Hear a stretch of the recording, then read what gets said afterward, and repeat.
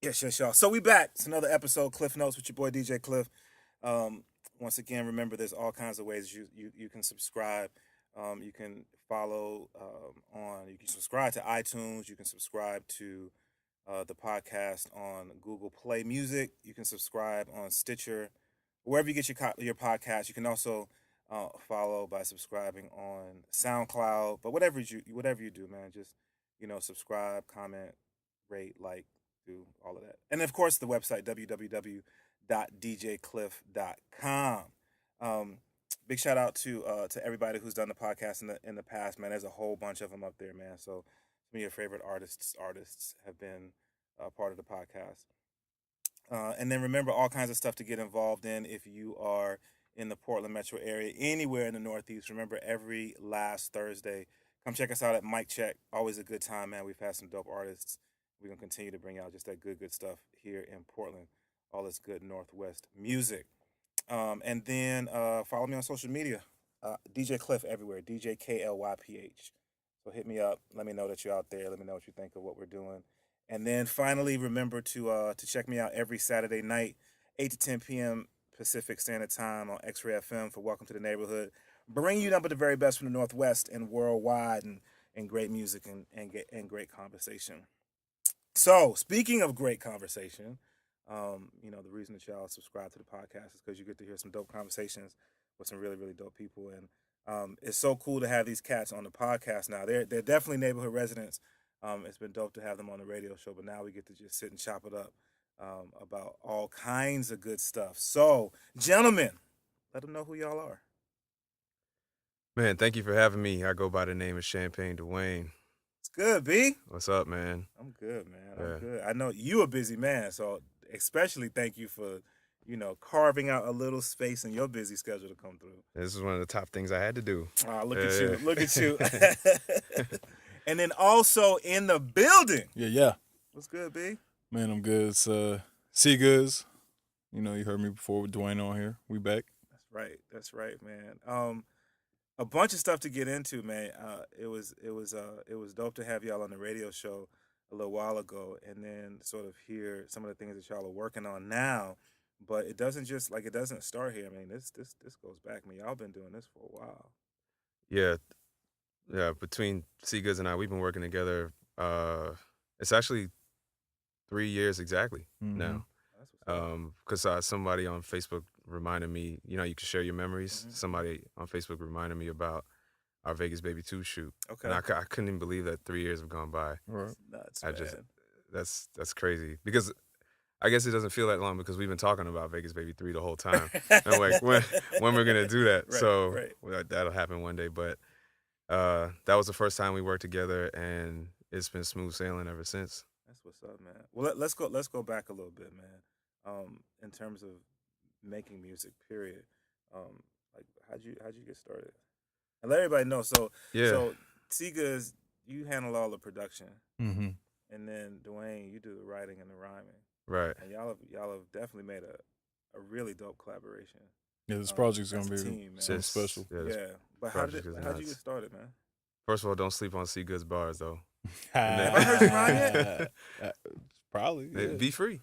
Okay, word. Yeah, be free. Okay, my bad. I'm slipping.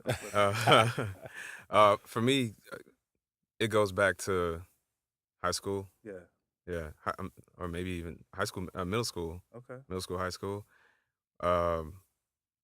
If I Ruled the World and Definition were the two songs that were like, wow, I want to try that. I want to do that. Right. And I would literally, I wrote down all the lyrics to If I Ruled the World and just sit there. And that was tape player days. So I would rewind, stop, and write it down. Right. And the way quality came on Definition was crazy. So those were like big influences for me then. Then I caught on to Reasonable Doubt. And from that point on, it was just something that I always kind of just toyed with. In high school, we had like a talent show or something, and it was me and one of my friends were like, let's just jump in that, just for the sake of it, for the fun of it, we did it. And coming off of that, there was this guy who was a security guard at my high school. And Kind of find out he had a studio, and then kind of find out he lived around the corner from me. Oh, word. So from that point on, I think it was around my senior year, I would just always be over there, just fooling around. Never thought like it would be something that I would necessarily do. I kind of knew what I wanted. I had a path already for my life, and so it just became something that I did casually, uh, high school, all through college, and then once my design career kicked off, just it phased out. You kind of you look on to life. And as far as more recently, I would say about 4 years ago, I got back in touch with that guy, and he was living in Georgia. I was planning to be out there. I knew he had moved up there, so just for old time's sakes, we just wanted to catch up. Yeah. But then it spiraled into let's make some music, and made a track, and I bring it home, thinking nothing of it, man. I'm just bumping it. Hey, showed it to a couple of friends. Everybody's like, "Oh, that was kind of dope." And then that's where the idea was just sparked. So like, okay, if it's being received just in my circle like this, and I want to keep hearing it, I just decided to tap back into that outlet. Yeah. At the very least. Yeah. Yeah. And then it just grew and grew and grew, and the passion grew. That's what's up, man. So then, just through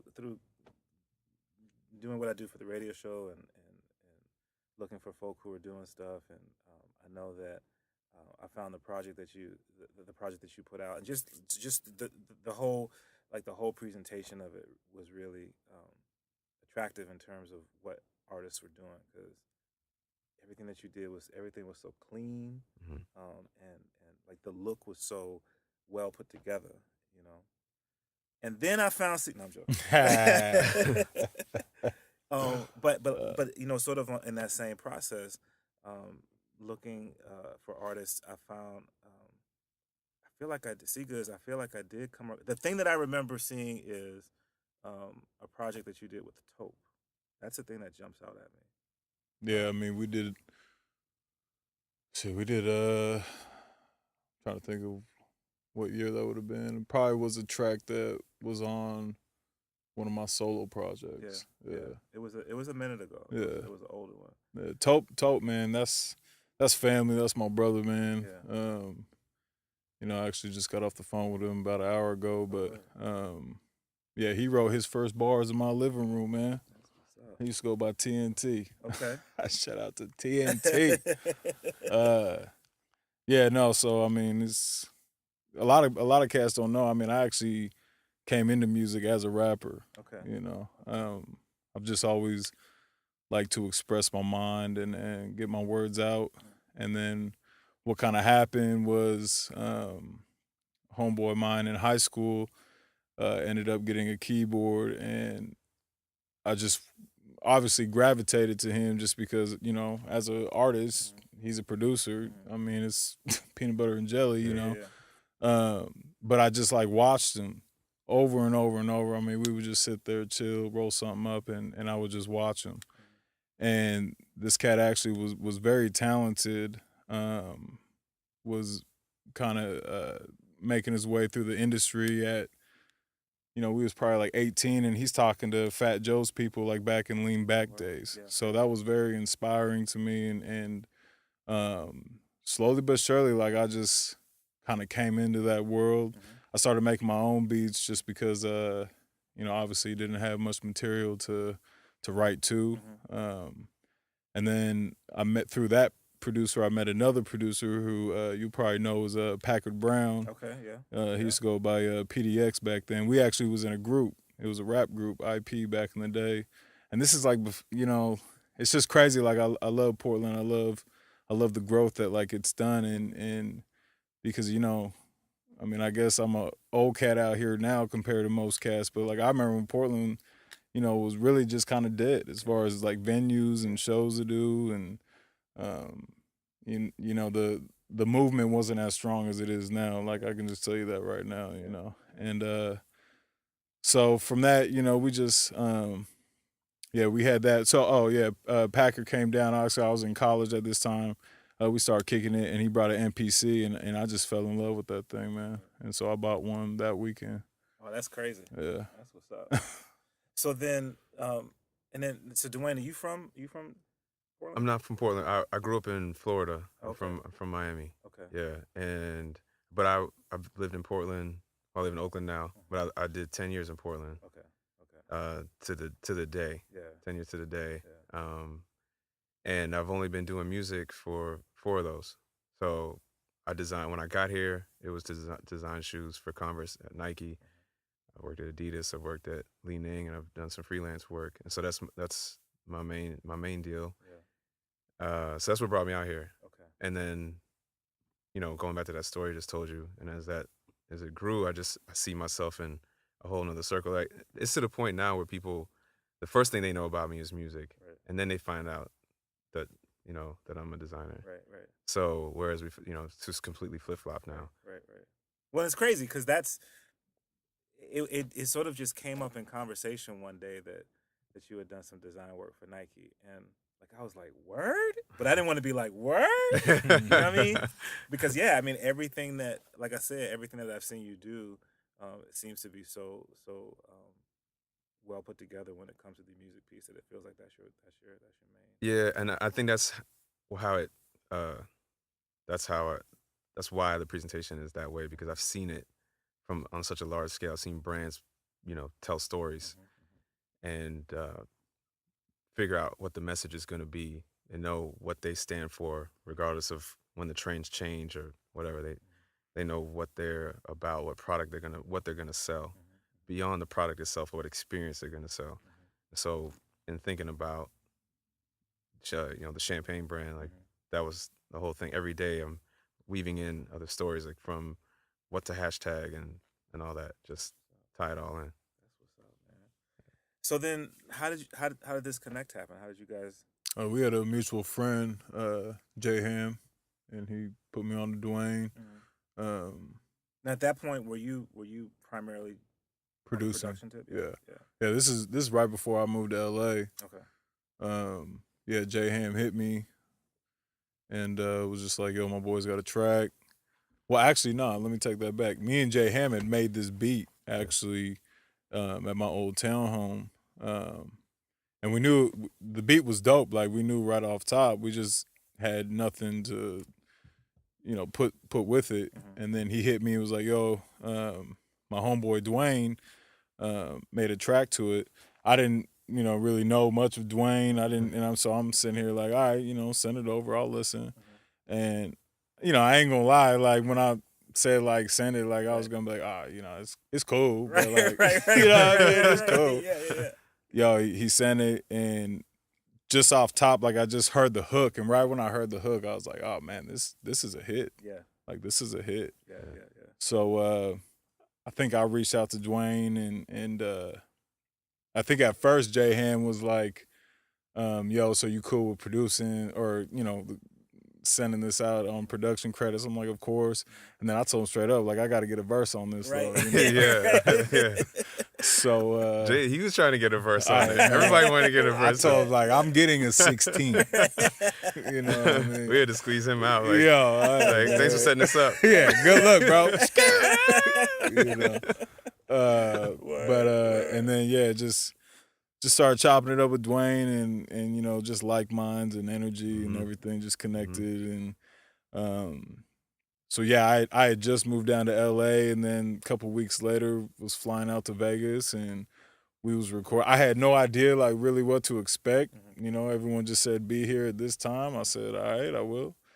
And that was again, as you've always heard me and Duane talk about, one of the reasons that we like to collab a lot together is just because we know that things are going to get done. And that was the first time that like I saw Duane and his atmosphere and how he works. And I mean, everything was just lined up. It wasn't like we got out there. It was like, we got to, can we try and get that? Like, nah, man, day one, this is what we're doing. Day two, this is what we're doing. Like, we got this location, change clothes. I was like, yeah, this is what it's about, Yeah. And we pulled off some. We got lucky on some stuff, but we had the private jet, we had a mansion, we had a Batmobile in the video. But, multiple cars, man. Yeah. But we had a vision going in. Right. We just were hoping like we could execute on this stuff, but it wasn't just like, we just we had a plan. Right. As, you gotta have a plan. Right. You gotta have a plan. But that's the thing though, a lot of cats don't. and that's a lot of cats that like just can't work with. Yeah, yeah. You know. Well, and it's that is the interesting thing because there's I think a lot of people love making music. I think there are a lot of talented Yeah. people, and I think sometimes it's really easy to sort of look. That's where I want to be, but to not when you don't plan, then you don't hit those midpoints. You don't hit those growth points. Mm-hmm. Um, and obviously that's a part of both of you guys' makeup Yeah. in terms of thinking things through and being serious about your craft. Um, And some things will just will get you'll learn just you'll stumble on it on Yeah. learning moments. What it's like to shoot a video, uh, you know, working with different people on how they work, and discovering that I can't work with that person anymore yeah, yeah. because it's something simple, Mm-hmm. like you're not they're just not professional enough, or whatever the case may be. Or when it comes down to like the business of it, Mm-hmm. or performing live, or um, working with live musicians versus producers, or blending those two things together, and studio sessions, and finding your voice. Like there's so many points, the growth moments. Mm-hmm. Mm-hmm. Some of them are unexpected. Yeah, Some of them are like financial. Like, yeah, oh man, I got taken on that one. yeah. You know, or okay, let me try this and see where it gets me. Okay, I won't do that again. Mm-hmm. Or okay, that one worked. Like, let me stay in this path. Let me make this connection. So, Yeah, yeah. yeah. The continuing in that same theme though. I mean, there seems to be um, this. How do I say it? You talk about these things that can be challenging. That can be people can get in their feelings sometimes when you have to make changes like that. But you seem to see it as a very matter of fact sort of thing. Um, how do you? Is that just something that you pull in from your real life? And that's not even the right because music is your real life as well. But you sounds like you're taking those situations that come up and kind of rolling with it. Where a lot of people would maybe not be that productive with those Oh yeah, situations. yeah. Certain scenarios could break you, Yeah. right? Well, I mean, first of all, like this is what I like to tell a lot of artists that I kind of meet and talk to just about music in general. And making music is the easy part. Mm-hmm. It Yeah. really is. Yeah. Um, it's everything. It's kind of like Duane just explained. And it's even more. It's everything outside of music. What establishes people on different tiers. Mm-hmm. You know, um, if you can't, and I had to learn this. I'm very thankful. I'm very thankful for my trip to LA, for the people that I met, the places that I went, all of that stuff, the relationships. But what I'm most thankful for is I'll just never forget the first time I went into a studio and I got smacked in my forehead with just humbleness. Mm-hmm. Um, In what way? there, I mean that. Like, what do? We do music. You know what I mean? It's like, okay, before music, I was all about sports. You know what I mean? And my pops would tell me every night, like, every night that you're not doing something, someone else in the world is. Right. You know, and it completely correlates with music. Like, there are so many raw, talented people in music. None of them. Well, I ain't gonna say none of them, but most of them you'll never even hear about. I'll never hear about. But there are so many talented people out there. Now, obviously, you got to think that, but like when I went to, I mean, literally everyone that I encountered in LA, of course, there were some bad apples or whatever, but I mean, it was just crazy dope. That like, I'm looking at them like, how are you not on this world tour right now? You know what I mean? Yeah. Like, Yeah. and so that's what I'm very thankful for, being humbled in that way, because it made me work harder. I sat in this producer's studio. His name is Zach Savage. One of the most talented individuals I've ever met in my life. Like, literally showed signs of Prince playing like 15 instruments, like creating everything from ground up. Like, it was incredibly inspiring.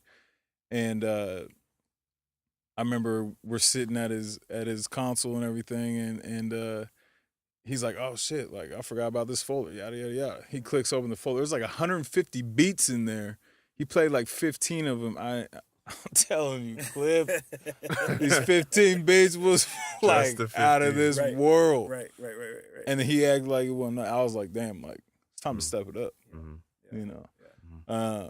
criticism though, like, and that was a big turning point for me too. Was, you know, I used to be that prideful cat, like, nah, this is my beat, nah, like I made this my baby, you know, like don't tell me what to change or don't tell me how you can make it better, whatever.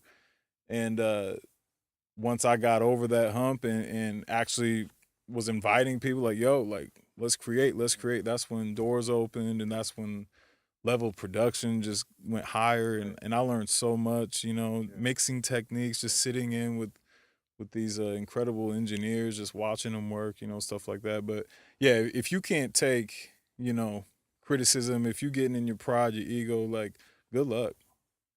Good luck. Nah, but that's My my humbling moment, one of my humbling moments was, getting started out here. Obviously, Portland doesn't have a really big name in like in the history of hip hop.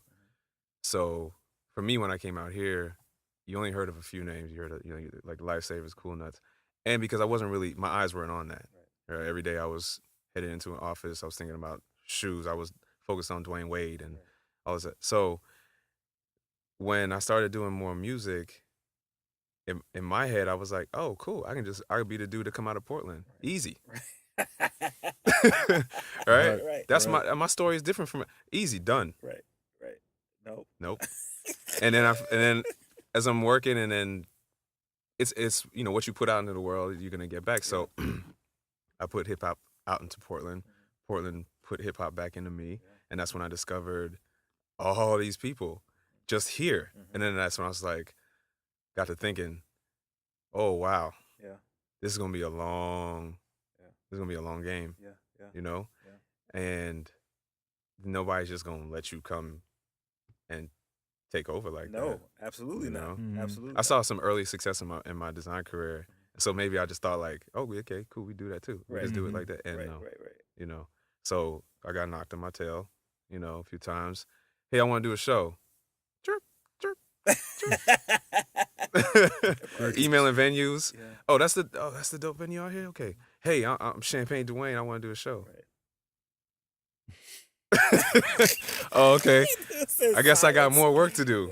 Yeah. Like you got to go to you got to go to school. You got to do 4 years or whatever. It's good that, but it's good that you guys have had those experiences though, and then like on the flip side, it has made you stronger, because when we hear the material that you're making, you can see the growth that you mentioned. Okay, since I have the opportunity, we gotta sidestep a little bit, man. Okay. I haven't, like I said, I didn't want to get all in your design, like I didn't want to be fanboy. Okay. But Okay. Come on now, what'd you do? Okay. I just had look, you know how some people get like super humble. So we Yeah. gonna see.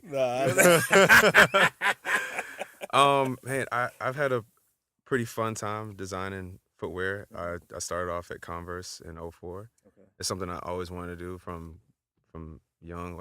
I used to draw like team logos, helmets, Michael Jordan, whatever, sell it to kids for $0.25 in like 5th grade. But I never realized He was hustling in 5th grade. I was hustling. Look at that. But I'm always thinking of like how something could be a business. Yeah. But I never, growing up, you never like pitched the idea of being an artist or designer or this doctor, lawyer, and it was like around middle school. I took like a woodshop class and a drafting class, and my teacher was like, "You should check out this high school." I went to a specialized high school for design as well. I thought I wanted to be an architect, and then somewhere along the way, it was like, I love sneakers, I love drawing. Let's just do that. And went to college in Detroit for design, product design. Right out of school, I went to Converse, and the stars aligned, man. I sketched a shoe. It caught the attention of some of our product managers there, and it was popular amongst focus groups and things like that. D Wade was bubbling up at the time, so they just put Duane together and put the shoe out, and it was very successful, and it was cool to see because like imagine I grew up in Miami. I was a ball boy for the Heat.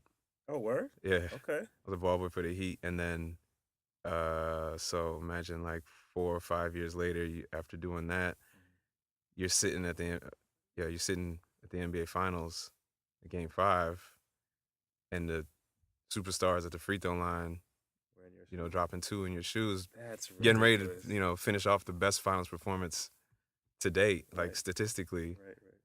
Right. I think LeBron clipped him this time, but and it's crazy. Like I'm sitting there next to a Dirk Nowitzki fan, and like he's in my ear, and I'm just watching. I'm just like I had to stop at one point and be like, "This is crazy. This is crazy." Right. Like I used to be down there. Yeah. Mopping up the floor. Right. And so here I am in the stands, like getting to watch, this, and like I'm still on the floor. Right. Right. It's crazy. That's a dope story, bro. That's a dope story. So, so you like you said you're still doing design now. I am. So that's your passion. It's one of them. Yes. Yeah. I live in Oakland. I'm designing right now for a young brand called Tesh Sports, and they're still defining themselves, and so we'll see. It's the nature of startups. You never know what'll happen, but Right. it's just that's one of my things. That's what's up, man. That's what's up. Chopping up with Champagne, Duane, and Cee Goods. One of the things that see that you've done more recently, but in the music vein, is you released a project, the Roots Project, and I'm an old head, so I'm old enough to remember when the original Roots first broadcast on television and the impact that had on the nation. What inspired you to create that project? Because I think it's interesting. I hope people after hearing this, if they haven't already, that they go check it out, because it's interesting the way that you took something that iconic and created something new, not taking away from the original, but really adding to it. I'm glad that you put it that way, because I didn't want to take any of the essence away from what Quincy had done before. But I mean, in college, I was a black studies minor, and I really didn't have to be. I just, for whatever reason, was just drawn into that program at Portland State, and then the original record just kind of fell in my lap. Homeboy from mine from Philadelphia was in town. I call him Mr. Crates. He's responsible for giving me a lot of my sampling material, and that was literally the first record I picked up when he was in town. And he had never. It was funny. He had never actually like seen me in process of producing, and I knew he was only going to be here like at the crib for a couple hours, so I was just kind of like, yeah, like I'll whip something together. So first song I hear, I'm just like, all right, I'll take that little and see whatever. And I mean, before I know it, like I'm like dead in on this beat because it's like turning out crazy, and so he dips, and I mean the first beat was finished, and I was like, man, this is dope, good look, yada yada yada. And then so he dips, and then later that night I'm just playing it back, and I'm just like reading the back of the vinyl and all that stuff, and I don't know, it just kind of like dawned on me that why not, why not take this entire masterpiece and just flip it into a new age hip hop rendition of Roots. I had just caught wind that that they were coming out with the new Roots series, and so obviously they got my wheels spinning and trying to talk to a couple people that I know that's down there, and it was too late though. My vision didn't pan out as I had hoped, Right. But I mean, it still turned out to a great project. Like it got played worldwide.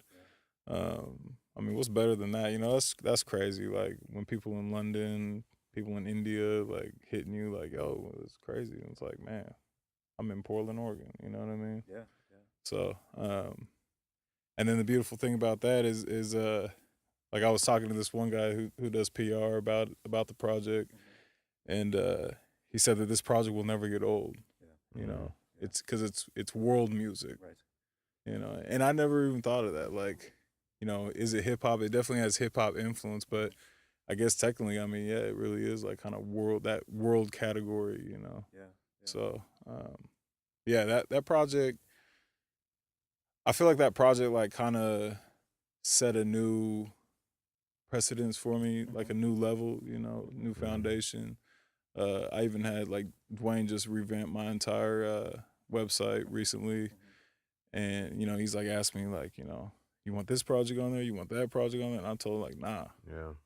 like Yeah. I literally like like I'm appreciative of everything I've done because you know it shows the growth and it's where you came from, but um, I just feel like that project truly like was the first real introduction to my listeners of where I'm at musically. Because I had a huge, I mean, they say, you know, anyone that's creative, the best thing that you can do is travel, you know. And from traveling just these last 2 years to a couple different places, um, I just felt like I had such a growth spurt that a lot of people didn't even know. You know what I mean? Like when I was in LA, I worked with a lot of people that like my listeners don't know. You know what I mean? Because it was such like I worked with a lot of different genre people down there, but not hip hop. You know, um, and I mean there was a couple times like people asked me if I was still doing music when I was down there, and I was like, I mean, I wouldn't be here if I wasn't. You know, but yeah, so just it really was like a new introduction, like back to my listeners, like you know, this is where I'm at right now, like not even just as a producer or artist, just as a man, you know. Like, you know, I like dope music. Don't get me wrong. I like stuff that, you know, turns up a little bit, but I still need some content. I still need some depth, you know. Have y'all heard the new De La Soul album? Oh No, but I yeah. saw it just dropped. I haven't heard it yet though. So anybody who's listening to this, you know how big a Yeah, De you're La a huge fan. Oh Daily my Soul. god. Yeah, I So know Klyph is. I did the Kickstarter thing. You know what I mean? I'm You bought all in. in. You You know what bought I'm in. saying? Right. But I listened to the album and what you're you know it's interesting because I think De La has always from 3 Feet High and Rising on up. I mean they've always sort of bucked the trend. They've always kind of done their own thing, and people on the outside looking in saw that.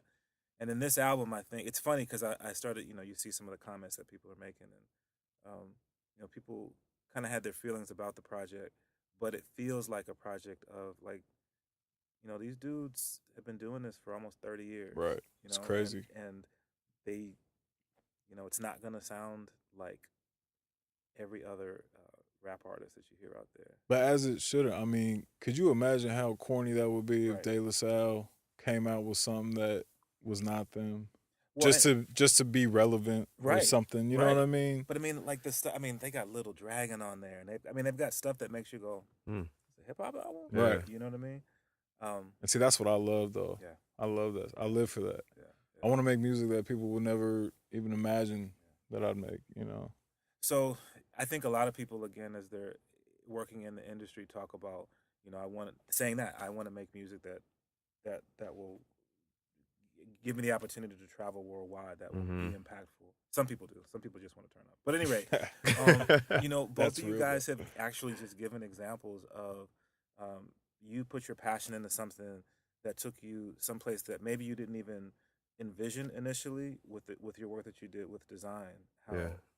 yeah, you like to draw, and you got Dwayne Wade wearing a shoe that you designed. Yeah. You know, you made this album that you were inspired by, and it's literally impacting people all over the world. So to have two individuals who have that drive, have that mindset, have that work ethic come together, especially now that you guys have worked together a little bit, um, to to get ready to present this new project to people, Yeah. man. Um, it sounds like people are in for a little bit of a treat. Yeah. No. Yeah. Yeah. We just, I mean, we every week we're having like a new track. I mean, new favorite, Yeah, yeah, yeah. you know, and I can't even really explain how excited I am for people to hear it. It for me, it reminds me of a shoe, one of the shoes I did that, although it wasn't actually that successful, I learned so much making it. And for me, it's one of my favorite shoes, like just like having gone through the process, Okay. right? Um, and that's what this is. This is feeling somewhat arrived in a way, uh, and so focused and feeling so confident about what it is that we're creating together. Just knowing that we've thought it through and we're, you know, meticulous. We've explored so many routes that we could take it. So yeah, I'm excited to put it out. I'm very excited to put it out. I mean, let me just pitch in real quick. Like, I'm a strong believer in timing, Hmm. and I think literally just for like this project, like timing couldn't be better. I feel that Duane is at his highest level of artistry right now. I think that I'm at my highest level of production right now. And yeah, I mean, of course, if you combine those, obviously the product is going to be nice. But even with that said, like just the project that is being made and the content that the project is about, timing for the world. Yeah, Like yeah, this, I hate to sound like cliche or whatever. You know how like a lot of cats is like, oh, I'm making music that's for now. I'm making music that needs to happen now. Like, no, but like for real, like this is powerful music. We got a song called Gun Control, and I mean, this is like one of my favorite songs like I've ever made, ever been a part of. You know, it is incredibly powerful. Um, it speaks for itself. Like the world needs to hear this material. yeah. Like I can't say that enough. You know. Absolutely. And like just like he said, like I feel like I'm in a place where, you know, it's like how Jordan used to say he would envision the game before he go out, and then, you know, what he would need to do. And that's how when when you send me over the beats, that's how it is when I'm hearing a beat. And they've been taking me a while. Some of them I'm writing quicker because when I hear horns, it's dessert. But but then there's other songs that, you know, he's such an innovative producer that it has forced me to not drop the ball and go, okay, you can do the boom bap thing, you can do that, and you know you can do that, you can do the classy thing, you can do the party thing, but right now, like, you need to create art, right? He didn't send you this beat for no reason, so it's been pushing me, and my process is evolved in that, like, I'm doing research, I'm reading, I'm going to rallies and events, Mm-hmm. uh, I'm I'm gathering material differently than before, where so like my last project at Toast, it was a project that I approached from the standpoint of a fan of hip hop. All right, these are all the artists I like. I'm gonna make music as a tribute to hip hop as I know it, because that was my stance coming into it, taking it seriously and coming into it was like, you know, I didn't have like the long record of making beats since college, et cetera. So I had to stay true to who I was and come into it as like, well, I'm a fan, right? And so here's this album. With this album, it's like I got game plans for different tracks, right? I'm pulling stuff, uh, sound effects and things that I just didn't think about last time. And it's because we're so focused on one message, like he said, that needs to be heard right now. And so it just becomes so clear as far as what you need to talk about, uh, the information you need to go gather to go support it. And it almost reminds me like a school project or like a thesis paper. I really feel like, I think thesis is yeah, really more in feel like we're line. writing like a dissertation together Mm-hmm. of where we are in society, as a culture, all the above. So it's a really good project. It's a really good project so far. So, uh, talk a little bit more specific about the project. So it's a collaboration. Cee Goods, you're doing all the production. So I reached out. Yeah, I reached out to Duane and was just like, yo, like I kind of been wanting to do a specific type of project, and I just think right now we overdue. Yeah. To be real, Yeah. you know. And so I hit him up and just kind of gave him, and I mean I knew he was gonna be with it, you know what I mean. And so with that said, I kind of told him like I'm kind of like imagining like I think originally I said boom bap, like a little bit more old school. Yeah. Because I would play the entire album You every already know. night. You already know. Okay. But but please believe, like it definitely has that influence, you know. Yeah. But then I think what Duane said that I definitely tried to do was I just I try to take influences from so many different subgenres within hip hop, and then put it together to kind of just give a sound that like you'll hear it and you'll be like, oh yeah, I've heard stuff like this, but then you'll hear like a crazy synth, like something that will just throw you off and be like, whoa, like what's going on right now. But yeah, no, I reached out to Duane and obviously he was down with it, and then I just started throwing him beats. Making them rain. Yeah, Making beats rain in my like, inbox. yeah, and even just like so. I mean, I probably threw him like close to 15 right out the gate, and he just whatever. And I tell him like, because I told Duane this, like if you have to think about it, like if you think it's right, it ain't right. You know what I mean? Like it needs to be that instant satisfaction. Like yo, this shit. I don't know if I can say that, but it's hitting me like I feel this. I don't hear this, I feel this.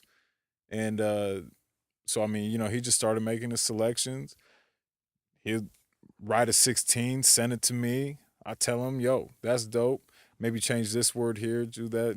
He'd start sending over voicemails, or the voice text. I'm like, yo, that's dope.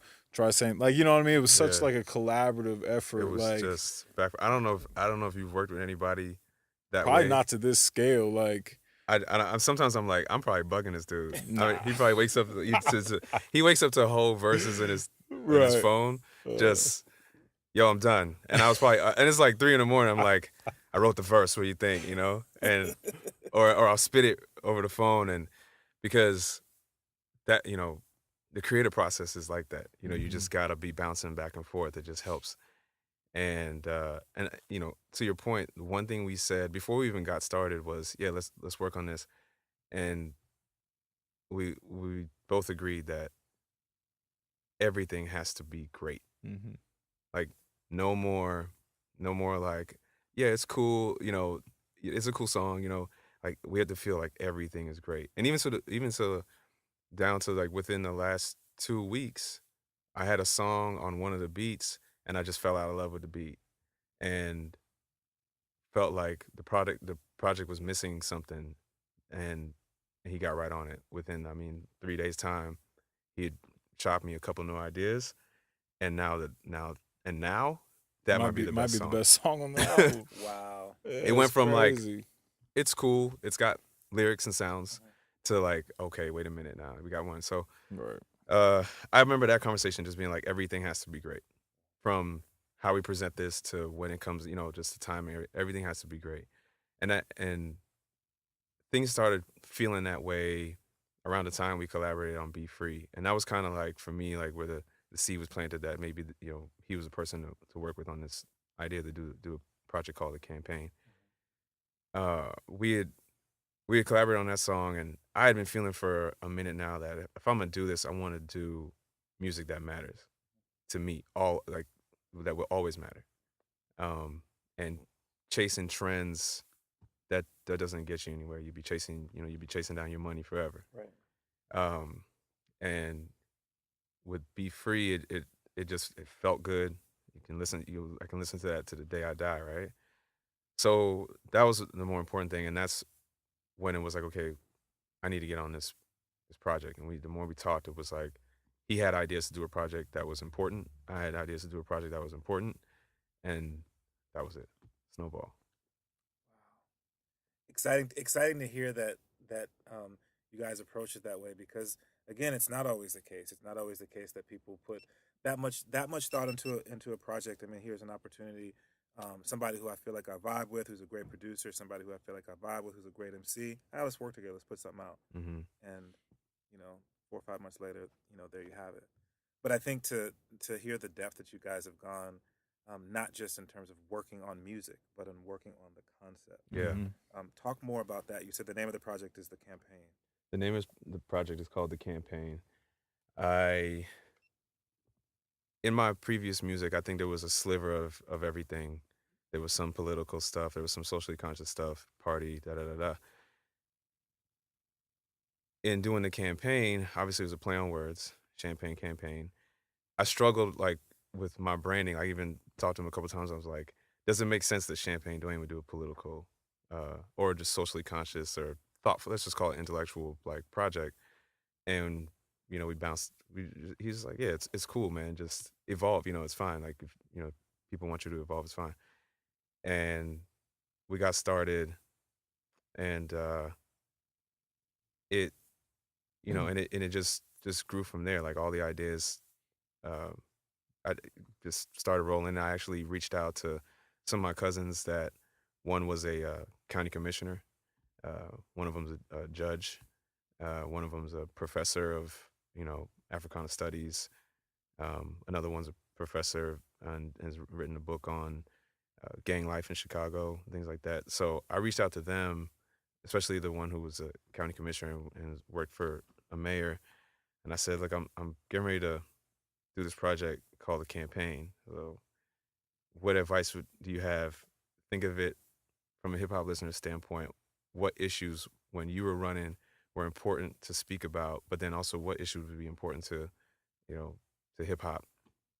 And they helped me out with that. Like obviously police brutality and law reform and justice reform, things of that nature, war, um, uh, education. You're talking about a younger consumer coming out of school. Like, will they have a job? Things like that. And it was interesting. I was like, man, those are not fun songs. Right. If you just to say, I was like, God, man, that sounds tiring. Right? That sounds depressing. I want to make music. I want to have fun. But I was just committed. It's committed to making the right songs. And it just spiraled from there. So I made notes. I mean, it was like, and just jump in and start writing. I was like, okay, let me hear these beats. Let me see what comes to me first. And it just started to flow out as it needed to flow out. So like you said, like Gun Control, I gave myself some time to write that. And timing's everything. I wrote it the week of the last two police killings we had. And I'm out in the streets of Oakland with people who are, rallying and chanting. And it's like, dang, like, I'm capturing audio. I'm in the moment, like seeing how this feels and all that just went into it. Whereas before I was like, I'm going to the studio and when I come out, I'll have a product. And that was it. Before it was like, I'm gonna live this. And then it's just, and the words will show up. That's so deep. So in going through the process, then I mean, from a production standpoint, see, I know that some of the greatest songs that conscious songs, political songs that have been created have been created over some great production. Right? When you think about artists like Public Enemy, you think of artists like NWA, you think of artists that we think X Clan. These artists who, I mean, you really can feel the content of the lyrics, but if you were to just listen to the instrumental of that project, you could still really vibe to it. But as you're getting this content from Duane, did that push or change your production in any way? Definitely for that last joint he was talking about. I think one of the best things for the project already, and I've been told this before, and I already think about it for my own production, but I feel like my production is very emotional. Um, you may get a different topic, you may get it, but it's gonna make you think something. It's gonna pull some thoughts out of you. So already in my mind after talking with Duane, like, okay, we're gonna do this project. Uh, we might hit these certain topics, yada yada yada. I mean, those are definitely in my head when I'm doing this. Like, okay, this is gonna be more of like a hip hop sounding kind of old school type project, political topics, but then just mix that in with already my kind of emotional production style. I mean, it's a recipe for success, But as far as like and again, this is going back to what you said, how people get lost in their feelings and stuff. Like this is why, this is how great relationships work. Duane hits me. He's like, yo, this beat, I'm just not really feeling it. And to be real, I do feel that beat. You know what I mean? Like but that's the beautiful thing about music. You know what I mean? And so I'm reading his text. I'm like, all right, he crazy, but like, I was like, I didn't know how to approach it. I was like, oh man, I think this track could go this way. Where I'm like, shut up, bro. What you no, want, where he was, I was like, where man. maybe it's like something that's more performable live. And I like the beat. Don't get me wrong. I'm not saying like that. But then he was like, "What do you mean, bro?" Look, what do you mean? Yeah, and I'm like, right. and then I shot him like, I think I shot him like a link to like Groove Theory and some Lupe Fiasco song, and I'm like, yeah, man, I knew exactly what he meant right away, man. So I was like, and then I would rap the verse over other beats, and you know what I'm saying? Trying to drop a little hint. Yeah. So then finally he was like, okay, I'm gonna send you some beats, right. And I mean, to me, man, the product we got now is crazy. Yeah.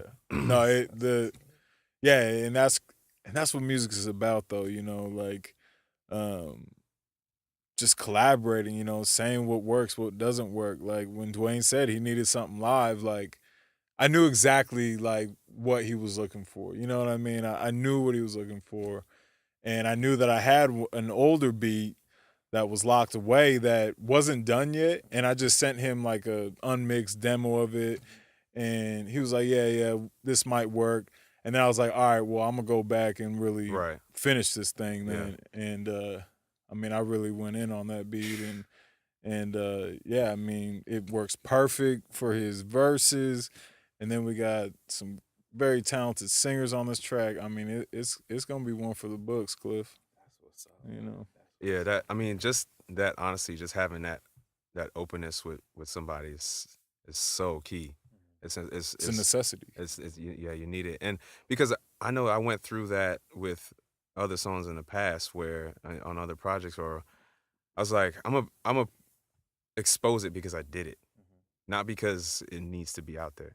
I'm gonna put it on the project because it fills a gap, right? It completes the formula of you need this song and this song and that song, and we just don't have, and we actually do have a wide breadth of types of songs, but it's all coming from one mindset, right? One place. So even though it goes here and there live, boom bap,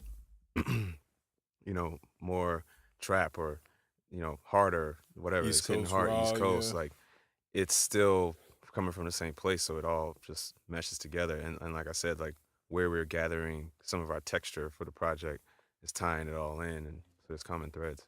That's what's up, man. So the project is called The Campaign. I got to put y'all on the spot, right? This is on tape, so before you say anything, realize that this is going to be heard. It's out there for everybody to hear. When y'all dropping it? October. It's locked in now. October. It's locked in now. You gotta pick a date, man. You gotta pick a day, or else you'll fiddle with it. That's true. If I had to pick an exact date, one date that's meaningful to me, and it doesn't necessarily have to be on this day, but maybe leading up to that day, is October 15th. And the meaning behind that is that that's the day that the Black Panther Party was formed, 50 years ago. It would be based on the description that you guys have given. I mean, it would be amazing to be able to do that. Right. Yeah. Any guests, appearances on the album that you can or care to speak on? Sure. Johnny Cool, Word up. Ace. He's on there. We just worked with him last night Okay. on some spoken word. Word. Yeah. So like I said, we went a lot of different places. We spoken word on the track. Yeah. he made a beat that uh, again, like the project, it just gives the project so much depth. And sometimes you just got to know your lane, right? And the essence of it almost had like a drum circle feel and all that. And my initial thought was we pull Johnny into this because like he's so creative and he's so out there and space aged. And that's not even a diss for him. He'd be like, Absolutely. I'm So I think space aged. I think if you are at all familiar with Johnny Cool, you'd get well, of course. Space like, ninja. Yeah. Right. Yeah. Mr. Stargazer himself. Yeah. You already know. So yeah, just staying in my lane, and so we put him on the track there. Last night I had the pleasure of getting, I think, the only time for the first time, Nehemiah Booker and Saida Wright on the same song. Word. Yeah, Word. I think that's what they said. Yeah. And that was a fun time. They shared stories of going to high school together. Saida shared a funny story of how she couldn't stand Nehemiah, but for good reason, because she said that him and his boys used to sing in the hallway all day, every day.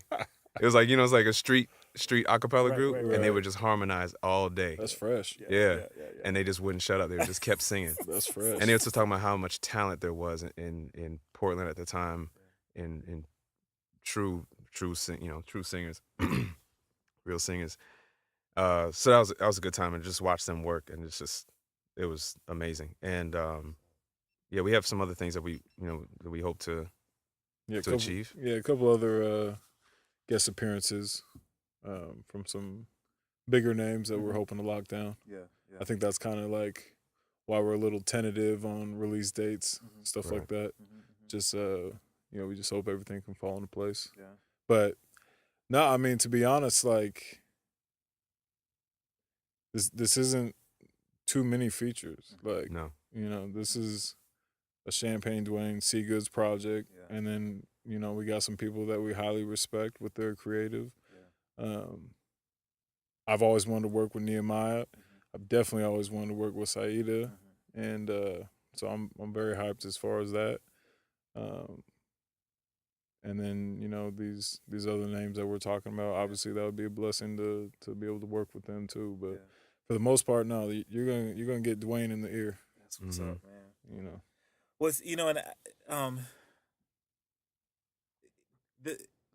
it speaks to me just maybe because of where I am in my on my life journey to hear the content that's coming. I'm really excited to hear it. But I want to also let people know that like y'all make good music, so it's not gonna be just a somber time where we're all gonna sit together in a room and. Oh no, this is good. No, this is.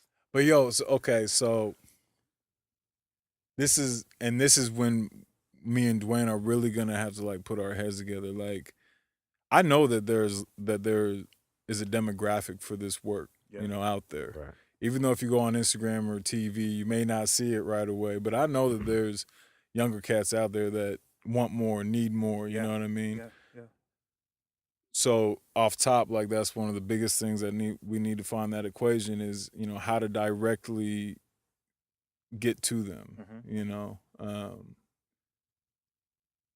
One thing of working with Duane, and it goes for me too. Like, for some reason, I don't know why, I really don't care, but I feel like me and Duane for Portland is like the ugly duckling. Honestly, I don't feel that. I don't feel that we get a lot of attention or respect that I feel, and this is take away my production, all that, just as a fan of hip hop, that I feel that Duane rightfully deserves for being a hip hop artist, So how we need to change that. You know what I mean? We need to get this out. Yeah. Duane is killing shit right now. Yeah. Like, I'm not just saying that because he's my homeboy or whatever. Like, I sit in these studio sessions, and I've been in a lot of sessions with a lot of artists. Duane's right there, you know? So, as far as this project, like, you know, we were in the studio last night or something, and I mean, he just played me like 3 songs after he did like some new things to it. I hadn't heard it yet. And Klyph, I mean, I'm just sitting there, and you know, when you get them goosebumps and everything, like, you know what's right, you know? And so we need to figure out, because we know that the project is gonna be appealing to you. You know what I mean? Someone who knows, who grew up in the hip hop, who we know wants to hear that content. But what about these, you know, 13-year-olds, these 14, 15, 16-year-olds? Like, it's cool, yeah, it's cool if you listen to Future and you listen to Lil Uzi or whoever else. But I know that there's some that want to hear some real music. It definitely is. You know, so again, making the music is the easy part. And that's why me and Duane have really kind of dedicated weeks and weeks to like getting this project in right directions, right people's hands, because it's just got to go. It's got to go. It's got to go. I like to jump on that. You know, that I definitely think there's a demographic for it, right? And we'll reach those people, the people that we always reach. Beyond that, if we don't reach people, it makes me worry about where hip hop is, because like you said, I listen to a lot of hip hop. You know what I mean? And to me, hip hop is what the young generation idealizes, what they care about. Hip hop represents what the youth, cares about the most. So when you go through like the decades of hip hop, you start off in the 70s and it was just having a good time. Hip hop represented the fact that we want to have a good time. And then hip hop became more about, and then hip hop got structure and it had elements, right? Hip hop became a business and a marketing plan and all that.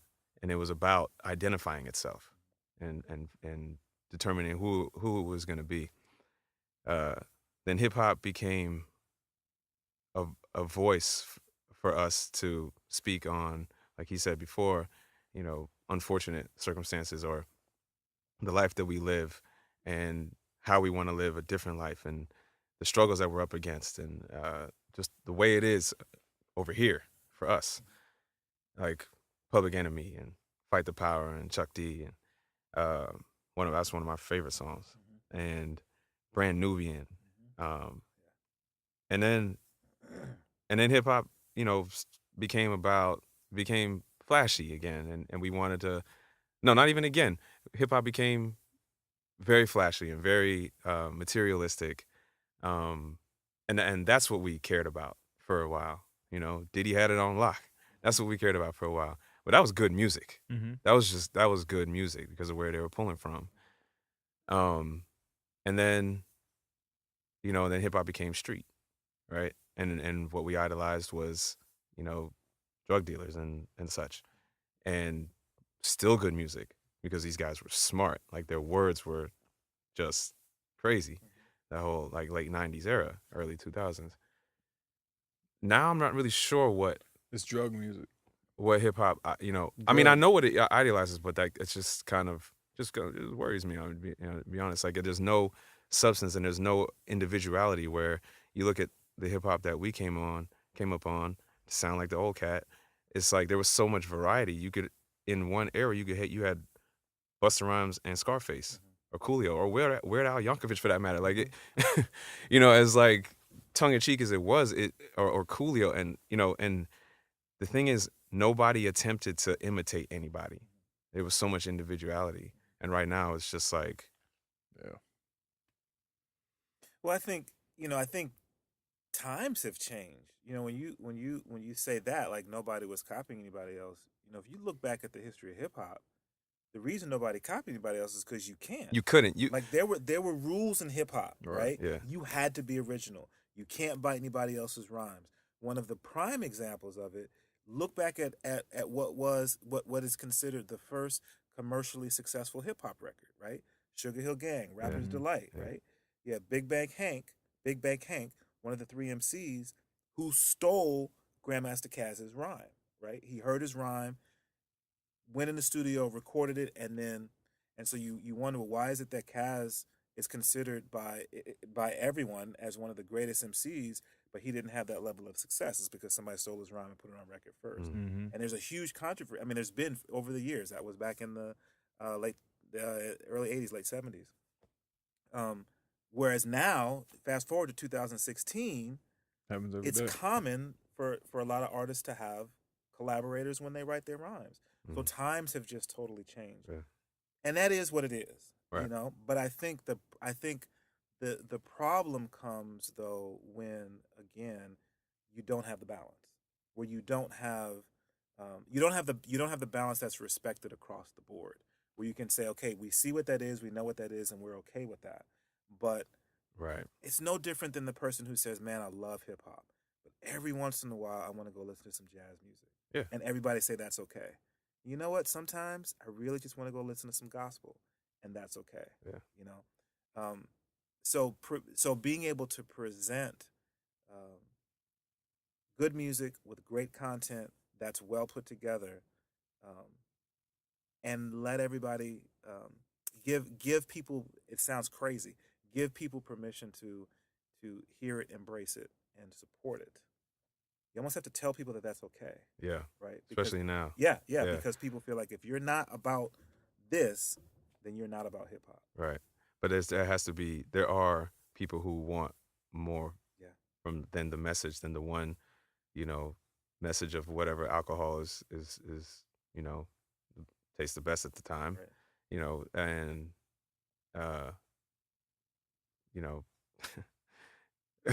whose girl you're taking. There has to be people who want to hear more than that. There definitely are. But it's just scary. That's not being promoted. Yeah, it's just not at the top. Whereas before, my favorite era is like the most common, but you still had Jay-Z era, and they weren't. You heard them equally. It was all on the radio, or it was all on the box. I don't know if y'all ever had the box radio. Everything hit the box. Uncle Luke, everything was there. And you weren't just like punished to hear like the same style. And you like, at our level, we obviously get introduced to a lot of independent artists. When I hear a lot of independent artists, they're all like reaching for one particular style. It's like somebody already got that. You can't do that. Like, somebody's already got that. Like, imagine anybody trying to ever imitate Busta Rhymes. You're never gonna do that. But here's the problem, though. Here's the issue, and it, part of it is it's up to people like me who have a platform to say this. The issue is people do try to imitate, they do imitate, and they don't do it well. But they don't do it well. And nobody says, you're not doing it well, you need to stay in your lane. Yeah. Right? Not only that, but they're actually getting views because it is similar to another artist. Right. Yeah. At some point, it's up to us as consumers and of curators of music, more as curators of the arts, to be and this is a lesson that I'm still learning, because I want to step on anybody's toes. Everybody doesn't have to win. Like, everybody, or I shouldn't say that. Everybody doesn't have to hold a microphone. Some people need to help bring in equipment, and some people need to go hang flyers. And, find what you do and do it well, and then support those who do what they do well, whatever it is. And if it's the artist, then support the artist and realize, maybe my gift is not rhyming. But see, that's the problem, though. Like, when you have a little Uzi, when you have a little Yachty that have millions of followers and are on the verge of, doing these countrywide tours and everything, well, hell, now that kid is like, well, listen to that. And it's on. So why can't I do the same thing? I mean, and you know, a lot of people like to make comparisons like, you know, oh, go back to early 2000s, 90s. Like, yeah, there's always been music out there. Like, there's always been club music, you know, turn up music. But like, look at the way that it was like even presented. You know what I mean? Like in the club, like that was like the biggest club song for the longest in that stretch, right? Like, but look, I mean, he's still spitting though. You know what I mean? And yeah, the hook is catchy and everything, but I mean, you can literally, it literally gets broken down to like, I can't even understand what the hell they're saying.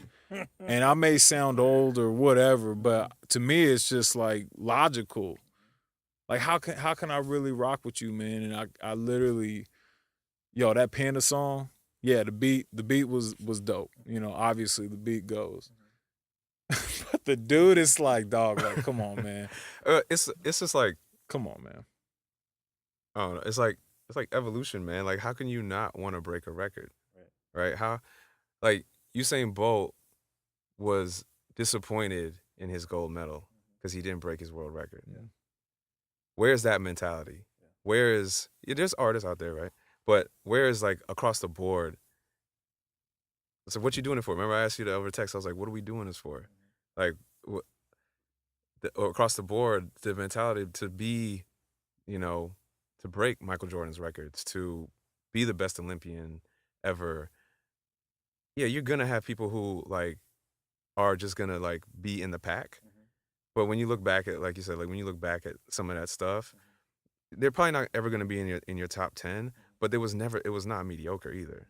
Right? They understood their position and they're in the pack, but like they always put out quality lyrics, quality beats, quality music, quality artistry, and it was never just like a gimmick. You know what I mean? But that's what it is though. Like, you know, you talking about the state of mind like of Usain Bolt. Like, yeah, that state of mind, it still is around. You know what I mean? But it's so surprising of for the people that don't have that mentality, how high that they've actually gotten. But it's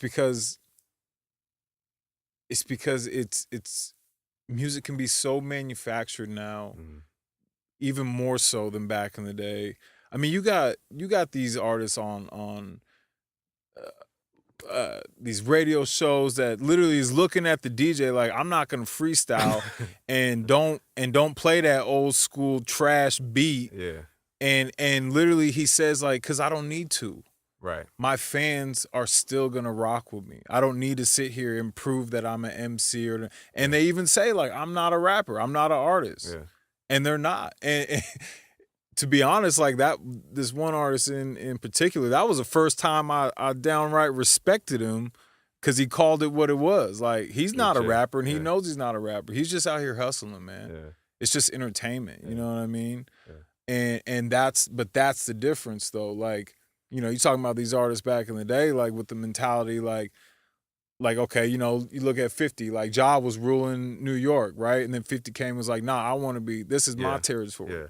You know, I want to be the hardest one on the block. You know what I mean? Murder Inc. is weak, yada yada, all that stuff. You know what I mean? But that was that mentality. I want to be the best. Eminem came out. I want to rule the game. I want to be the white guy in the world that everyone knows about. And he did it. You know what I mean? Now, man, I just want to make 500,000 likes. Yeah. I just want to get these likes. I just want 2 million followers and 500,000. When it's, you know, and it's funny because it does in a sense it does feel like I feel like I'm the old head saying that, but the truth of the matter is that there have always been, even through some of the greatest eras of music, you know, in hip hop we always refer back to the golden era as the golden era, but even then there was garbage that was being made. So that I mean, I think that always exists, but I think the difference is like you're saying, you know, now everybody has a friend who's got a studio that can go in. You know, they got some money and so they went and bought Pro Tools and so they can hit record and throw some effects on their voice and that's it. The issue is anything that you do, you should excel at it. And when that doesn't happen in your life, when there aren't any expectations on you in your life, when it doesn't happen in your school, when it doesn't happen anywhere else in your life, it's not going to happen in the recording booth either. Right. And so then I think it's up to us again to hold people accountable. You know, if you can't hold an audience's attention, whether that be live or whether that be on record, you gotta go back to work. Mm-hmm. You know, kind of like you alluded to before. Like you've got to put in your schoolwork. You got Yeah. to put in your 4 years Yeah. before you can. But yeah, in the age of social media, But yeah, I mean that's what there's always been trash. right, There's always Yeah. been trash, right, but it wasn't put on a pedestal like right. it is now. I think the That's percentage the is flip biggest flop. difference. Yeah. Yeah, that's the biggest difference. Yeah. Like, Yeah. I mean, Klyph, I mean, like back in the day, like if you couldn't spit, bro, like why are you even in the room? You literally Why are get you in thrown the on stage. Yeah, studio? exactly. Yeah, You like, literally get thrown on your head for real. and I just wonder when it flipped. Like what happened? Because I mean, even like the down south movement, like the snap music, like the throw music in Houston, Paul Wall, like all that stuff, like that was different, you know what I mean? Like I'm not gonna say that was trash because it wasn't trash. That was their culture, but Yeah. at least like they still took pride and Yeah. they still wanted to be. They still were making like great music.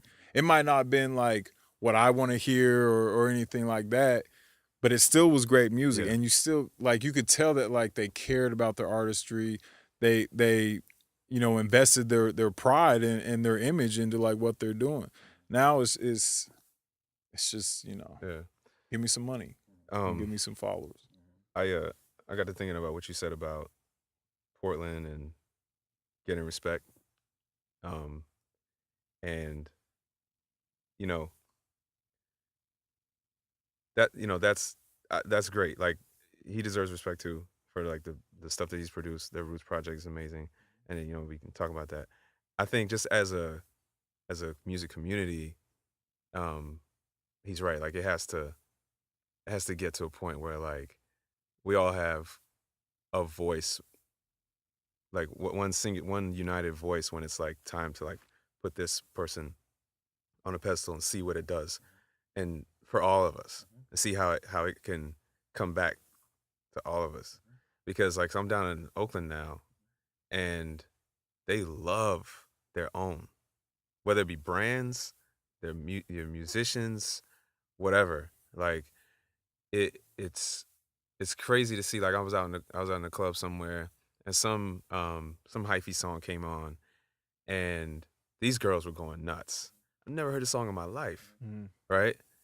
But obviously, down here, they care about whoever put that song out. They can't, whether that person got famous or not. It was just like, oh, you did that? You're from here? We rocking with it, right?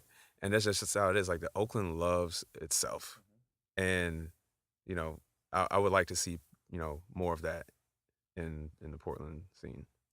When I first when I first started doing radio, and It's not. I mean, it's out there. It's out there. I'm not saying it's not. well, it is, but is it though? I mean, is it really? Because I used to ask people when I first started doing radio, and I'd have artists come in. What is the Portland sound? Right.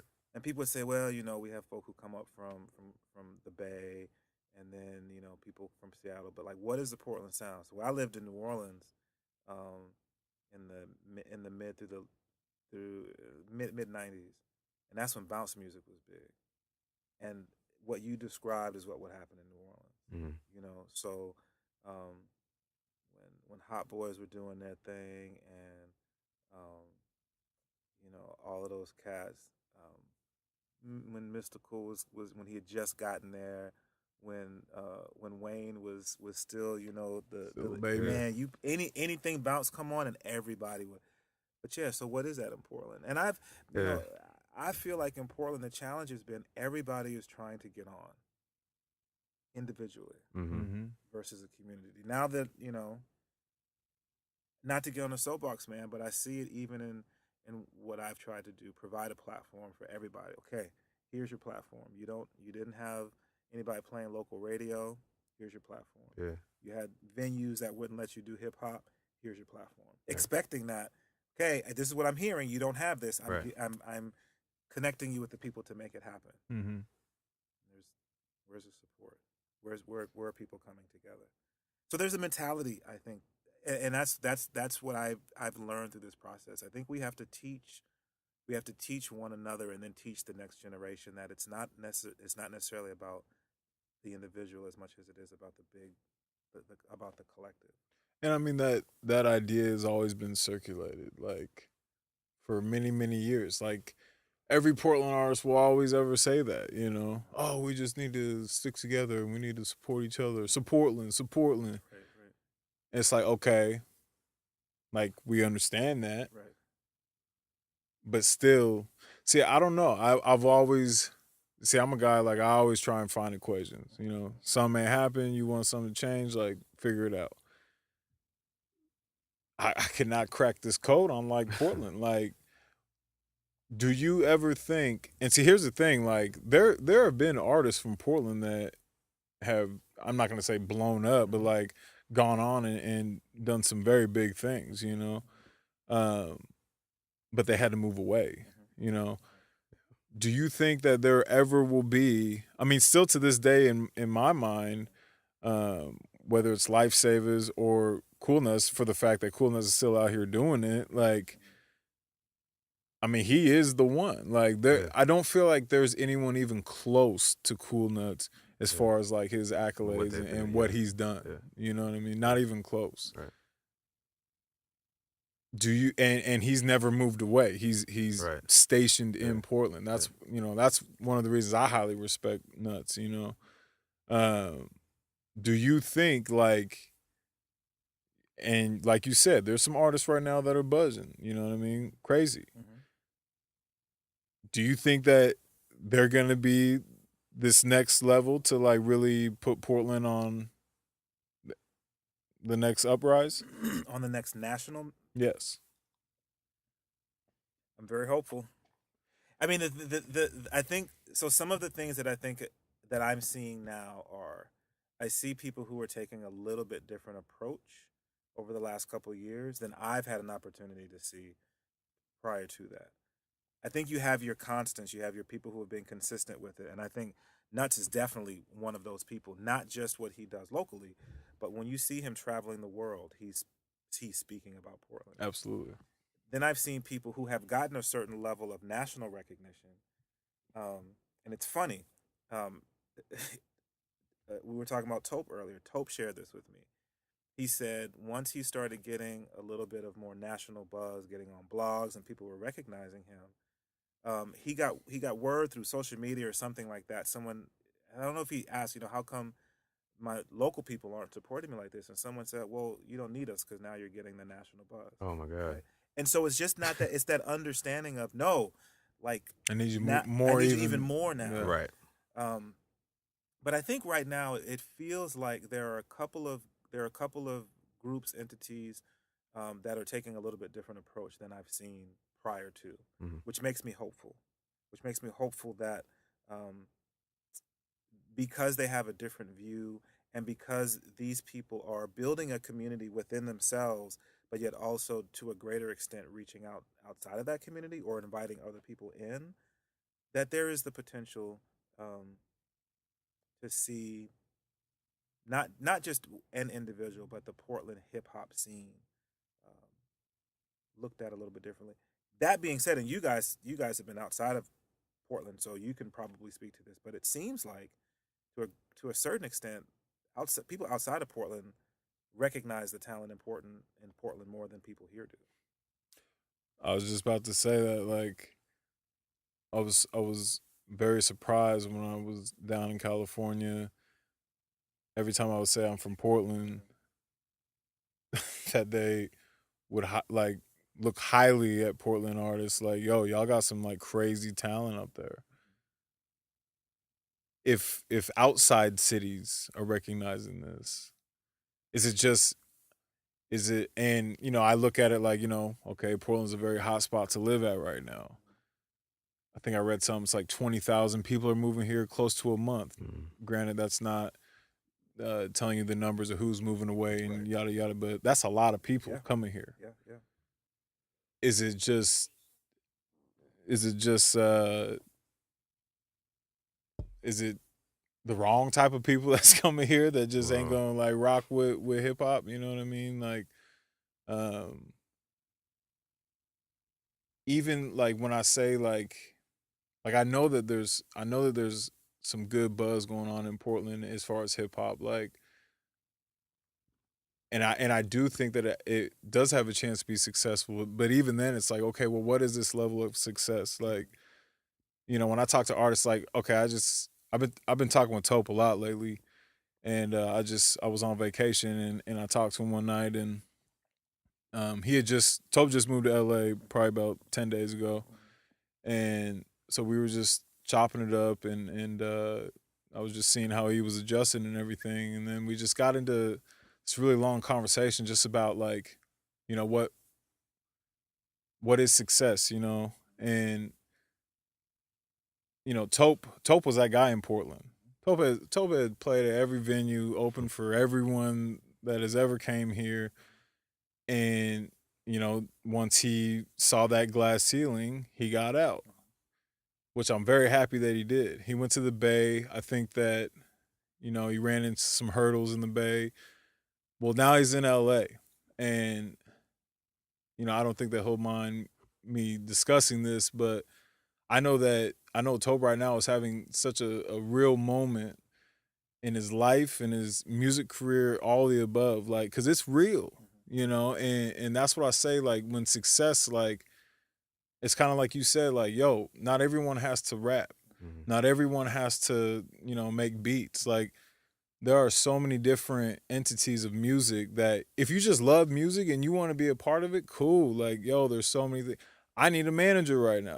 You know what I mean? Like, I need someone to handle social and emails and stuff. You know what I mean? Like, literally, there's so many, like, different little gigs that you can do that still is a part of the community of music. But to be successful, like, I just wonder if these artists, like, what is going to be their outcome of success. Are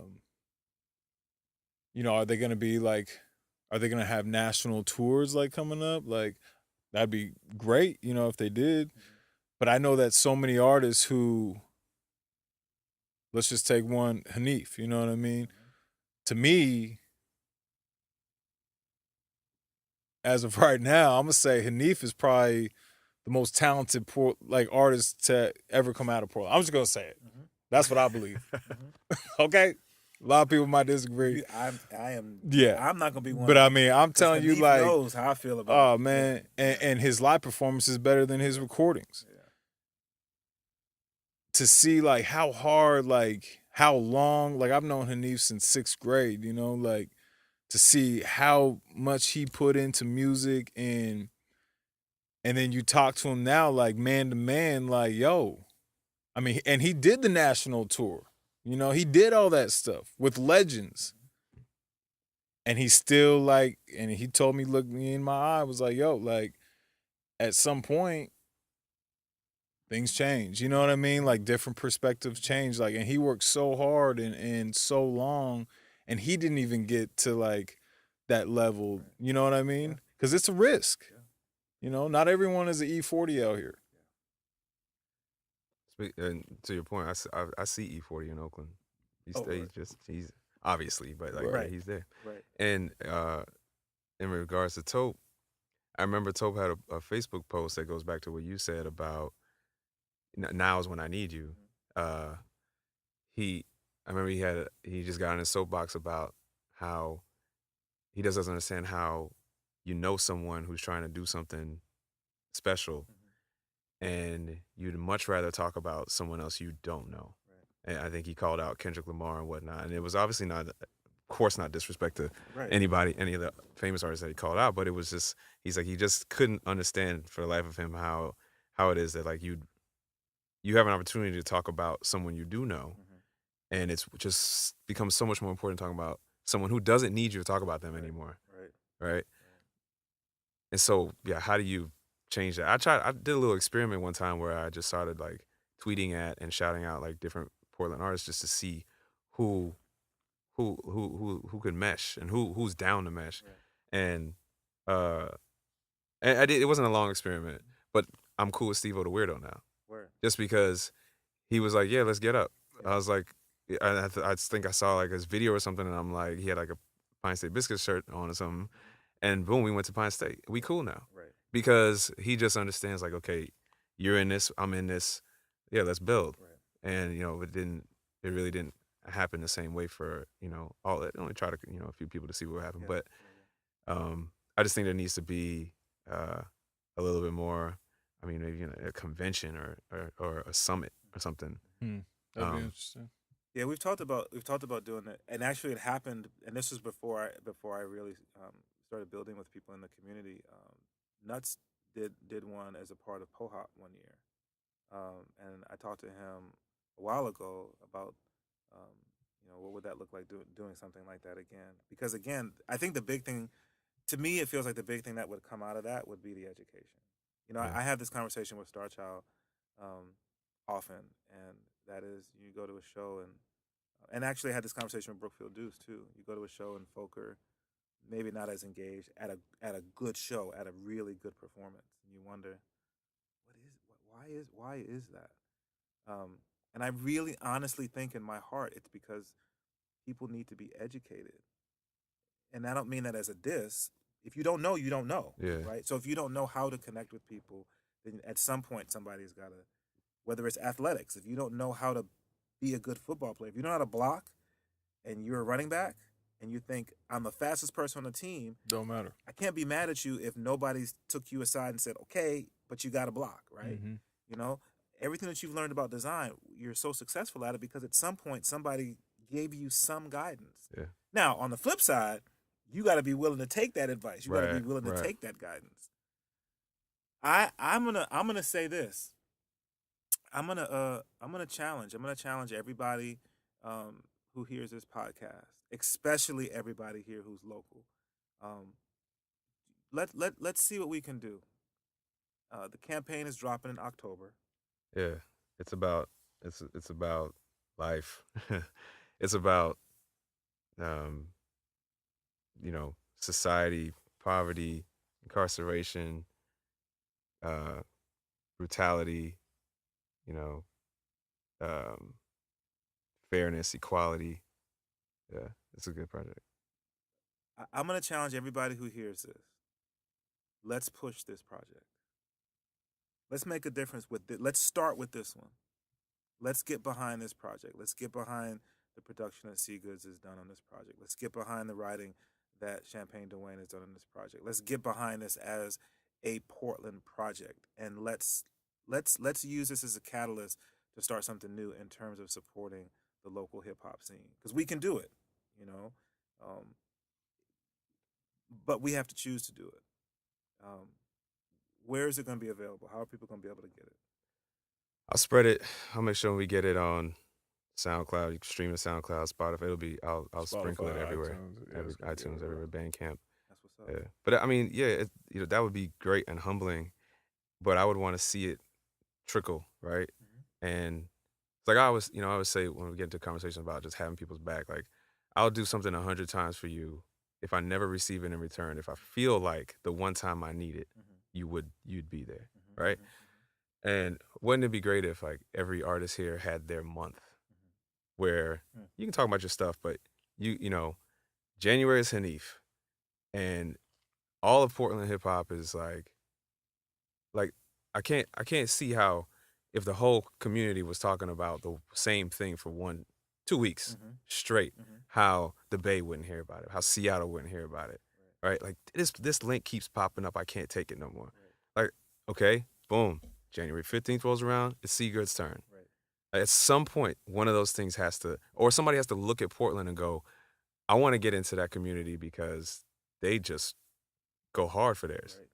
Yeah, you know? Yeah. Or someone who's thinking about, someone in Portland who's like, you know, maybe tentative or whatever, like just know that like when you come into the fold, like, you know, and you do good work, you got to do good work. You gotta do good work. That's right. You gotta do good work. Can't be half stepping it for sure. Yeah, or he's putting in the effort. Portland's definitely getting more national attention. You know, I just seen Mike on Hip Hop DX. Yep. I just saw the Fader was featuring some local cats. Yeah, it was like a Black Portland. Yeah, like an interview. Yep. So yeah, ears are definitely opening. I mean, Hanif was stretching out. He was on every major publication when he was in the middle of it, you know. But there again, I think it's a matter of what's gonna happen with it. Like getting behind that. right. I had to just pull it out right quick to check. So, last year, 2015, regardless of the way you feel about it, in October of 2015, it was October 16th, I believe it was named Portland Hip Hop Day. It's an annual thing. So I October of was gonna bring that up. 2016, Yeah. the campaign is dropping. Hey, Right? Too many reasons to get behind this project. So, like I said, I'm calling folk out. October is gonna be Cee Goods and Champagne Duane month. All right. 2016. go ahead. Let's make it happen. Let's do it. Yeah. Yeah. So real quick, man. Matter of fact, hold on. Are y'all gonna run that back? Oh yeah. Yeah. All right. As far as I know, I am connected with people who are organizing that event, and I'm sure that X-Ray FM will again be one of the media sponsors for the day and then for the celebration. Mm-hmm. I'm Where are you guys doing it? At City Hall? I don't know. I don't know if it'll be at City Hall. Okay. Yeah. Just because I know, as I'm trying to tell you, B. I'm trying to tell you. I will ask those who are in the organizing area and let you know. And if that's it would make sense. yeah, That's all. I would Right. definitely make the We get connection. we get the podium out there.